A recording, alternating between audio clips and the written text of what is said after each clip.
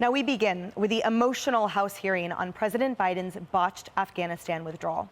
Lawmakers are looking for answers on how the 2 decades of U.S. involvement in the country ended in 2 weeks of chaos.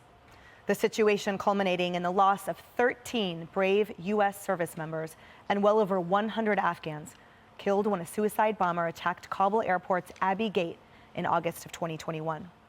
Marine sniper Tyler Vargas Andrews, who lost an arm and a leg in the blast, yesterday shared his story in gut-wrenching detail.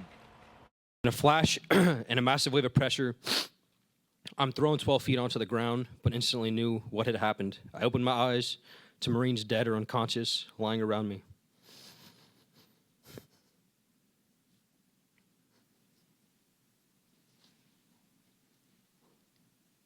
A crowd of hundreds immediately vanished in front of me, and my body was catastrophically wounded. My abdomen had been ripped open. Every inch of my exposed body, except for my face, took ball bearings and shrapnel. I tried to get up, but could not. Laying there for a few minutes, I started to lose consciousness when I heard Chaz, my team leader, screaming my name as he ran to me. His voice calling to me kept me awake. The withdrawal was a catastrophe, in my opinion, and there was an inexcusable lack of accountability and negligence. The 11 Marines, 1 sailor, and 1 soldier that were murdered that day have not been answered for. Kellyanne, the heartbreak of this unanswered for tragedy, as that brave young hero articulates, is only amplified by the president afterwards stating he had, quote, no regrets. So they all deserve a better commander-in-chief. And everywhere I travel around this country, people will say to me, can you believe Joe Biden shakes hands with the air and bumbles and stumbles and mumbles? And I quickly say, can you believe Joe Biden withdrew from Afghanistan against the advice of all of his generals with no plan, no rationale? And it seemed to be out of spite, thereby turning over to the Taliban $7 billion worth of our intelligence and equipment, leaving even more of that in the wingspan of China. And of course, the most grievous loss of all, 13 dead service members, and the pain, suffering that will go on and on for people like this wonderful Tyler. People should be angry about this because yesterday was International Women's Day.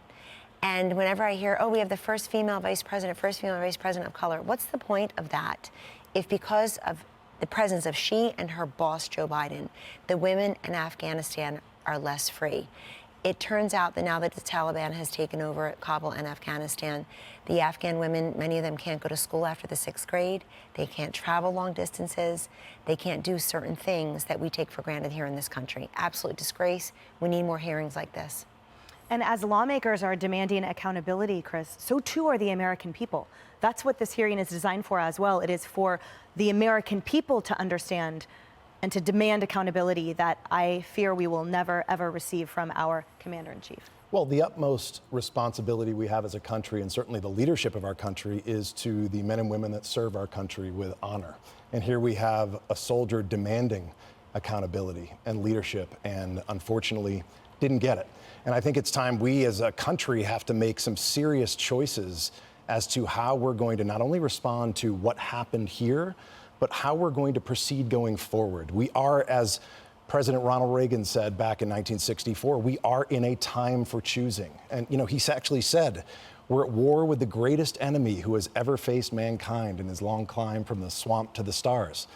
And if we choose to go forward and ignore the mistakes of our past, we will be deemed to repeat them. And so history can record with the greatest of astonishment that those who had the most to lose did the least to prevent its happening. We have a lot to lose here, and we have a lot to lose going forward, and we cannot make the same choice again.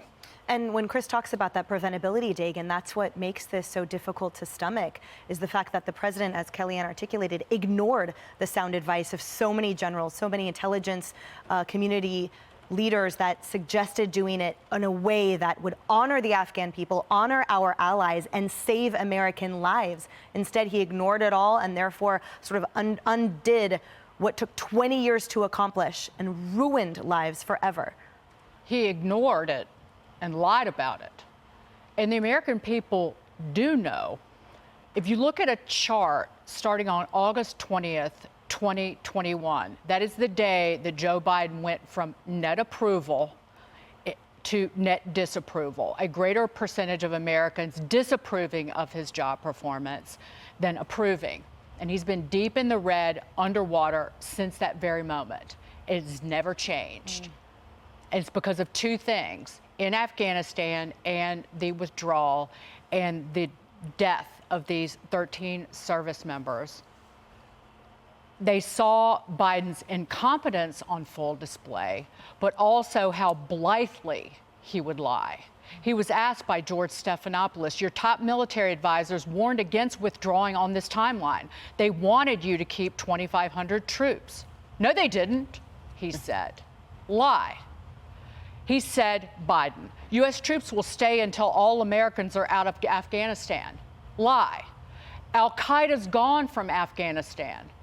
Lie. Allies are with us. Lie. If you're an American, you can get to the airport.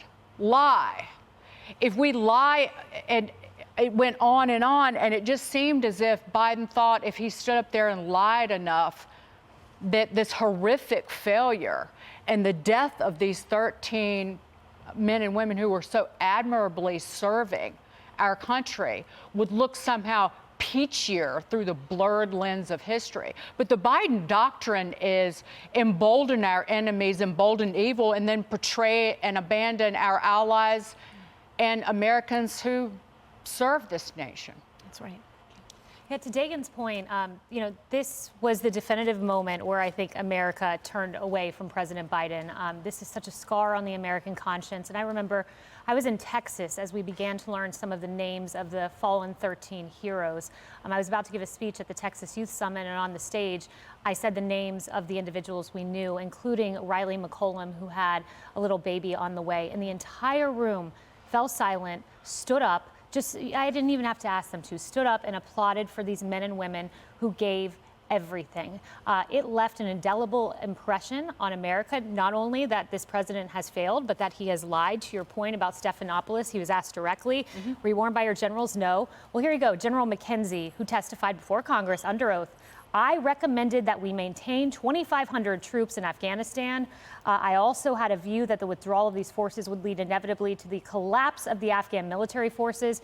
New York Times obtained a classified assessment by America's spy agencies to the same effect, and Wall Street Journal, an internal State Department memo that warned top agency officials of the potential collapse of Kabul. So to say you did not know is a categorical lie debunked by both the liberal media and your own generals. These oversight hearings, those are the questions that need to continue to be asked. And it's a cowardly lie.